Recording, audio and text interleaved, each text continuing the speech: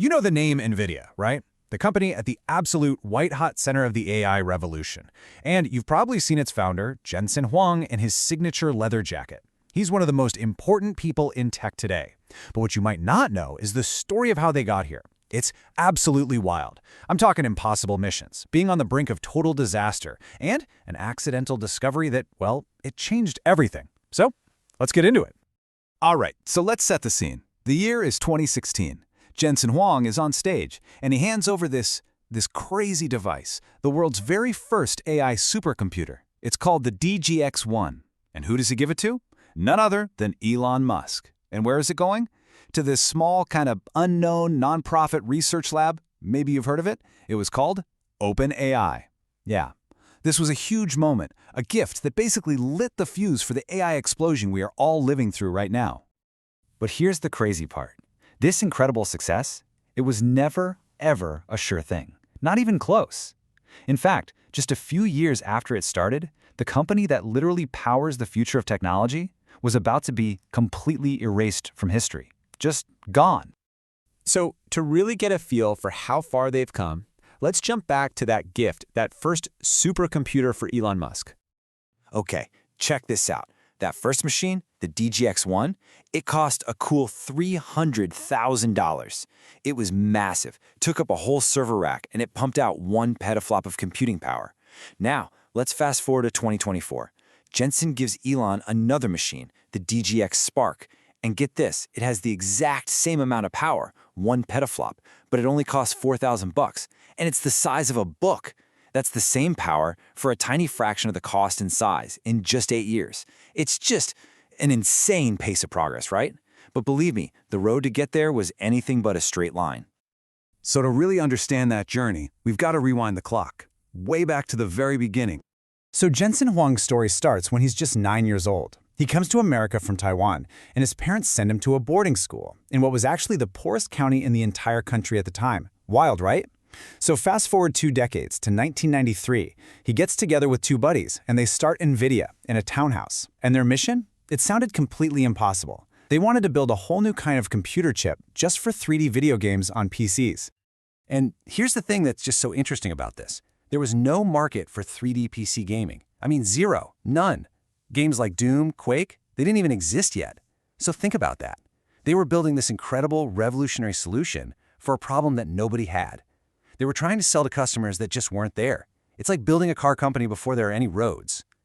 As Jensen himself put it, it was basically a mission statement for a company that had no chance of success. And yeah, that failure, he predicted, it came knocking. And it came knocking hard. This next part of the story, this is where it all nearly fell apart. Okay, so by 1995, Nvidia is in a total death spiral. They figure out their main chip design, it's just wrong, fundamentally broken. We're not talking about one small mistake, but 3 huge architectural choices were the complete opposite of what the industry would eventually adopt. And to make things worse, almost 100 competitors popped up, and guess what? They were all using the correct technology. So Nvidia was dead last, and the bank account was about to hit zero. They had one lifeline, just one. A contract with the gaming giant Sega to build the graphics chip for their next big console. This was supposed to be their big break, the thing that would save them. The only problem? The entire deal was built on their technology that they now knew was a total failure. So what does a 33-year-old Jensen Huang do? He gets on a plane to Japan to meet with the CEO of Sega. He sits down across from him and gives what has to be one of the gutsiest, most honest, and riskiest pitches in business history. He basically says, I've got bad news. The technology we promised you, it doesn't work. You should probably find another partner, and we need to cancel our contract. And then he says, and I still need you to give me the final $5 million so my company doesn't go out of business. Can you even imagine? I mean, any business analyst would tell you the chance of getting a return on that investment was zero. Absolutely zero. But, and this is the incredible part, the CEO of Sega, he agreed. He gave him the money. Not because it was a smart business move, but just because he liked this young, honest founder. He respected his integrity, a single gut feeling, a human moment.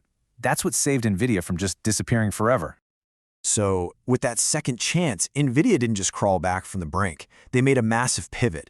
And in the process, they accidentally ended up building the engine that would power the future. So what do you do with that kind of lifeline? Well, first came the really tough part. They had to lay off most of the company.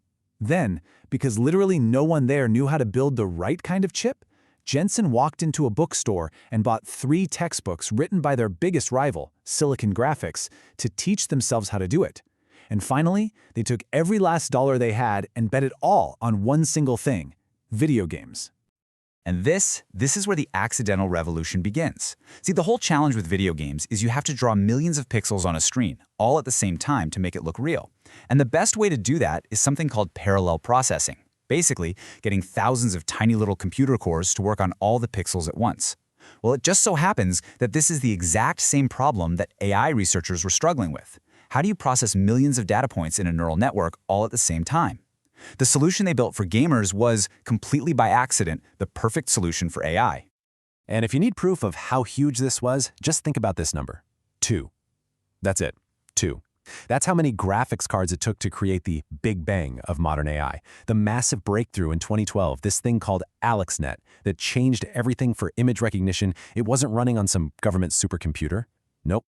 It was running on just 2 Nvidia GTX 580s, the exact same gaming cards you could buy off the shelf, the same ones kids were using to play video games like Quake in their bedrooms. Unreal. But that experience, that brush with total annihilation, it didn't just change their technology. It left a permanent scar on Jensen Huang, and it forged this really unique philosophy of leadership. You'd think, as the head of one of the most valuable companies on the planet, he'd be driven by success, right? But he's not. He's driven by the absolute terror of failure, by that memory of just how close he came to losing everything. I mean, he said it himself, point blank. He has a greater drive from not wanting to fail than he does from wanting to succeed. It's this deep-seated paranoia that was born in those early days. And this isn't just some old story he tells. It's something he lives with every single day. He says he wakes up every morning with the feeling that the company is 30 days from going out of business. And that constant sense of urgency, that fear, that's what fuels the relentless innovation that keeps them at the very top of their game. So when you step back and think about it, one of the most important, world-changing technologies we've ever seen didn't come from some massive government project. It came from video games, from a niche hobby, and it was built by a company that was days away from being completely wiped out. It really makes you wonder, doesn't it? What future is being built right now, today, in some garage or some dorm room, in a place we would never, ever expect?